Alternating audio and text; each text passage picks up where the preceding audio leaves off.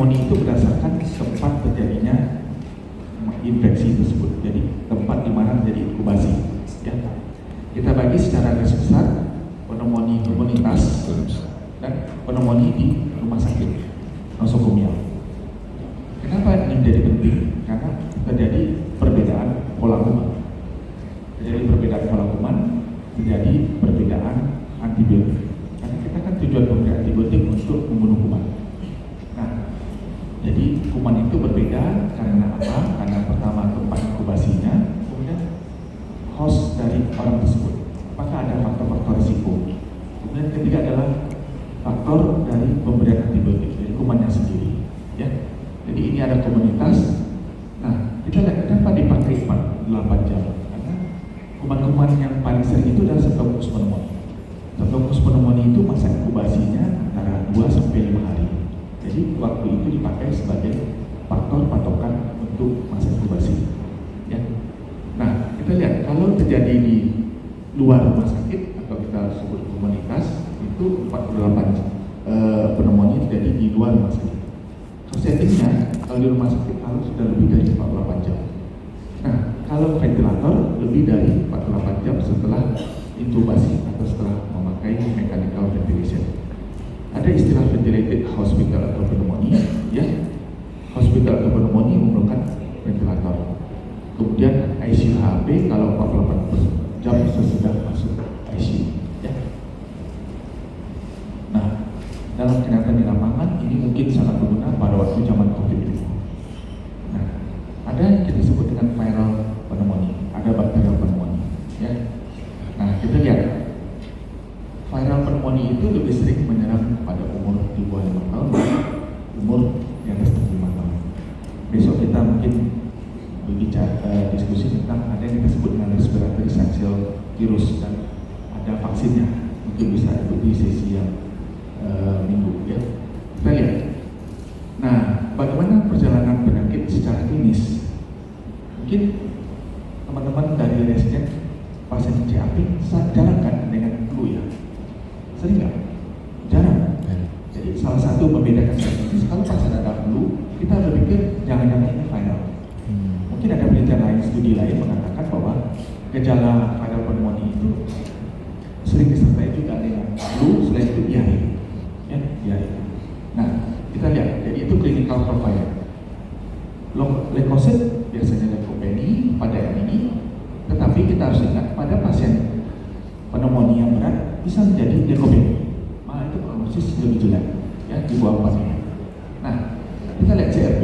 Secara umum sebelum adanya COVID, CRP yang pada viral itu rendah 20, tetapi ada pengecualian pada COVID, CRP-nya meningkat. Ya. Nah, kalau pada infeksi bakterial itu dikatakan CRP-nya lebih dari 60, tapi ada studi lain mengatakan kalau CRP lebih dari 40, kita berpikir ini adalah suatu kemungkinan infeksi bakterial. Tapi ada kata kemungkinan, karena CRP ini tidak spesifik, semua reaksi inflamasi itu bisa menaikkan CRP. Ya. Nah, bagaimana dengan proplastonin? Proplastonin ini juga lebih spesifik untuk bakterial. Ya, ada yang mengatakan 0,25, ada yang 0,5. Ini kalau viral turun, ya, tidak meningkat. Ya. Nah, chest rate ini juga membantu zaman COVID dulu. Kalau viral itu biasanya bilateral, simetris. Kalau COVID itu lebih banyak subpleural dan mengenai daerah bawah. Ya, itu COVID, terutama zaman Delta. Kalau misalnya kita menemukan lobar pneumonia, itu infeksi gambaran chest lobar, itu hampir pasti bakteri. Ya, bukan. Nah, mungkin semua kita sudah tahu kalau tidak ada respon, kita berpikir mungkin terapi kita tidak dapat atau mungkin etiologinya bukan bakterial. Ya. Nah, ini ada studi mengatakan ya kalau pasiennya dengan diare, dengan rinitis, kita berpikir ini suatu viral. Nah, apa kepentingannya? Sering viral ini pada waktu pasien-pasien awal terkena viral infection kemudian jadi secondary pulmonary infection karena merusak barrier-barrier vital, ya, sehingga pasiennya awalnya COVID atau infeksi viral, influenza, kemudian hari ke-4 ke-5 perburukan harus fototorax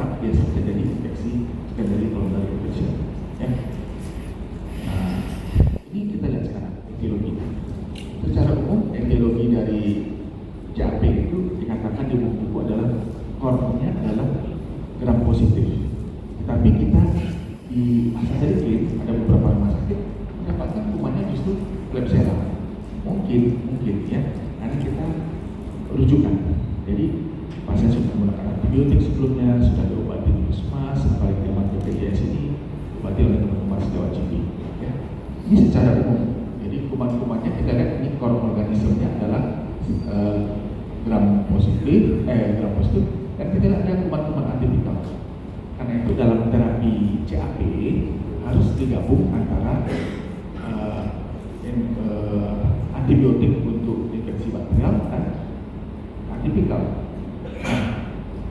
Antibiotik yang atipikal itu kan sedikit. Jadi kalau saya belajar lebih bagus saya belajarnya bahwa antibiotik sedikitnya apa? Yaitu golongan makrolid, sebenarnya doxycycline bisa, makrolid itu bisa asitromisin, bisa erythromycin sebenarnya bisa. Tapi akhir-akhir ini tidak dianjurkan karena efeknya ujian. Jadi kalau ada pilihan lain bisa. Nah, sebenarnya kuman atipikal juga bisa di-cover oleh golongan quinolone. Ya, golongan quinolone yaitu levofloxacin, moxifloxacin. Nah, kita lihat. Nah, bagaimana dengan HP dan PAP? Nah, ada perbedaan dengan komunitas pneumonia, komunitas HP dan PAP itu core organismenya adalah kuman-kuman gram negatif. Karena itu antibiotiknya mengenai kuman-kuman negatif. Apalagi kalau pasiennya ada risiko MDR, kita lihat nanti risiko MDR ya. Nah, kita lihat. Nah, ini ada pasien-pasien imunokompromis juga jadi masalah, terutama di BPK 3. Nah, ini pasien-pasien kelompok imunokompromis tidak terlalu banyak perbedaan sebenarnya, tetapi kita harus berpikir bahwa pasien-pasien imunokompromis itu kemungkinan infeksi jamur juga lebih besar, ya, dan virus ya. Nah, ini adalah kapan kita memutuskan seorang pasien CAP itu harus dirawat atau boleh rawat jalan? Boleh nggak rawat jalan? Boleh, ya. Kita lihat. Mungkin ini menjadi penting bagi teman-teman di rumah sakit daerah, rumah sakit tipe B, C, dan D. Ya, kalau merujuk atau merawat pasien, karena BPJS saat ini kalau tidak memenuhi kriteria rawat inap tidak akan mengganti klaim. Ya. Nah, kita lihat ada kita sebut grup 65. Apa itu kepanjangannya dari perfusion, laboratorium, respiratory rate, low blood pressure, dan usia. Masing-masing ini diberi skor 1. Skornya makin tinggi makin jelek. Jadi kenapa? Karena ini penelitian mengatakan ini berhubungan dengan risiko mortalitas. Jadi kalau skornya 0 itu 0,6%, makin tinggi makin besar. Kita lihat kalau 4 atau 5, 27,8%. Ini dianggap severe pneumonia. Nah, yang low risk ini boleh rawat jalan. Ya, kalau 2-3 itu dirawat, mungkin 3-4 pertimbangkan untuk intensive care. Ya. Nah, jadi ini ringkasannya kita lihat grupnya. Poinnya 1 home care, 1-2 hospital assessment. Ini harus rawat, kemungkinan rawat ICU. Ya. Nah, bagaimana terapi empiriknya? Ini skematis untuk rawat jalan. Kalau pasiennya kita CAP rawat jalan, kita lihat ada komorbid atau tidak, ada faktor risiko MDR patogen atau tidak. Kita boleh memberikan golongan penisilin atau doxycycline atau makrolid. Idealnya kita tahu resistensi lokal. Ya. Komorbid, kalau komorbid kombinasi beta-lactam dan makrolid, atau boleh monoterapi respiratory quinolone. Levofloxacin sudah ada. Ya. Nah, bagaimana kita asesmen untuk severity dari CAP? Karena sekarang CAP itu kita bagi severe dan non severe. Jadi kita harus melihat pasien kita ini masuk kelompok severe atau non severe. Kita lihat ini kriteria dari yang lama, dari sejak tahun 2007. Dapat dikatakan severe ini kalau ada myopatria dan pasien memang harus dirawat, septic shock, ada perlu ventilasi, dan ini ada kriteria minor. Jadi teman-teman bisa baca ya, lebih dari 3 kalau satu dengan ini itu termasuk severe. Ya. Nah, ini empiric treatmentnya kita bagi yang tadi, apakah kelompoknya masuk severe inpatient pneumonia atau non severe. Sebenarnya regimennya sama, cuma kalau yang non severe boleh respiratory prolong saja, tetapi kalau yang severe harus gabungan dua-dua. Bahkan boleh kita berikan beta-lactam plus fluoroquinolone. Kalau yang non severe beta-lactam dengan macrolide. Ya. Nah, ini ada faktor-faktor risikonya. Kita lihat nanti ada risiko pseudomonas, risiko MRSA. Kalau risiko MRSA kita tambahkan kuman MRSA, dan risiko pseudomonas kita tambahkan antibakterial atau pseudomonas. Nah, ini risiko patogen yang CAP. Kalau misalnya dulu pernah dirawat dan pernah isolasinya MRSA atau pseudomonas, itu risiko untuk terjadinya pseudomonas MRSA pada saat ini lebih besar dibandingkan tidak ada isolasi kuman tersebut. Nah, kemudian ini kalau dirawat dalam 90 hari terakhir dan sudah exposure pada antibiotik terutama lebih dari 48 jam. Ya. Nah, mungkin teman-teman kalau mau belajar mungkin aktivitas antibiotik. Jadi kapan kita berikan yang cover MRSA? Cuma 2 ya. Antibiotik biasanya ini vancomycin, linezolid. Ada satu lagi tecoplanib. Cuma tecoplanib tidak disebut-sebut di panduan dan tidak populer dan sekarang susah dicari. Ya. Kemudian ini kuman-kuman antibiotik dapat mengcover kuman pseudomonas. Ya. Mulai dari Profesor Entospatram, Cefepime, Ceftasidin, dan Colorampenem, ya, dan Astronam. Nah, ini mungkin faktor risikonya MDR patogen pada HP, ya. Kita lihat pada HP, PAP, ya, dengan pseudomonas ini risiko pemberian antibiotik dalam waktu 90 hari terakhir, terutama parenteral lebih dari 44 jam, itu membuat menggraded risiko MDR patogen. Nah, kalau pada pasien ventilator suspek pneumonia, adanya septic shock, kemudian RDS, kemudian hospitalisasi lebih dari 5 hari, dan terjadinya pasiennya harus di AD, itu menimbulkan risiko kita berpikir ada MDR patogen pada pasien tersebut. Ya. Nah, ini panduannya idealnya kita menggunakan antibiogram lokal, ya.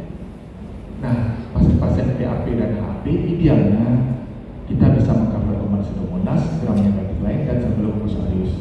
Tapi kalau kita lihat sedikit, MRSA itu agak jarang. Saya pikir di bawah 20%. Ya. Nah, ini kuman-kuman yang paling sering, yaitu mulai dari pseudomonas, Acinetobacter, dan MRSA. Ya, contohnya Acinetobacter ini mau tambah lagi ya. Kita selesai. Nah, mungkin ini sama prinsipnya. Kita lihat pasiennya empiric treatment untuk HP, kita lihat adakah risiko mortality, adakah risiko MRSA, atau risiko dari kuman-kuman pseudomonas. Ya, kalau misalnya ada risiko kematian, kita gunakan boleh 2 obat antibiotik untuk terutama mengcover pseudomonas. Kalau tidak ada, boleh hanya menggunakan 1, ya, sambil menunggu kultur diskresi. Ini sama dengan PAP, ya. Kemudian ini pemberian antibiotiknya tadi. Nah, ini ada satu obat yang tidak tertulis di guideline, tetapi bisa cukup baik karena untuk dalam pengertian untuk kuman-kuman yang gram negatif, yaitu dolipen. Kita lihat dolipen ini sama dengan golongan penem, meropenem, imipenem, selestatin, ya. Spektrumnya luas, yaitu gram negatif, gram positif, dan anaerob. Ya. Kita lihat ini sebenarnya kita pakai untuk nosocomial pneumonia. Apa hal yang lebih dari pasien ini, dari antibiotik ini? Antibiotik ini sangat baik untuk pasien dengan complicated intra-abdominal infection. Jadi biasa kalau saya konsulkan pasiennya pasca op, terutama pada positif, ada infeksi intraabdominal, apalagi complicated, kemudian mengalami hospital atau pneumonia, mungkin bisa kita pertimbangkan doliprane sebagai pengobatan. Jadi dua-duanya kena, infeksi paru kena, infeksi perut juga kena. Sekarang sudah ada yang ini originalnya, ini sebenarnya dari ya, generiknya juga ada. Generiknya juga dari ya. Pemberiannya kita berikan 5-14 hari, ya, tergantung dari respon. Nah, ini meta analisisnya, dan ini tidak kalah, tidak inferior dibandingkan golongan pendek lain, ya. Nah, ini juga, ya, mungkin ini ada satu studi tentang vitamin. Saya pikir nanti Dr. Ijo yang lebih dalam tentang vitamin dan mikronutrien. Ini slide terakhir. Jadi pneumonia kita bagi community dan nosokomial.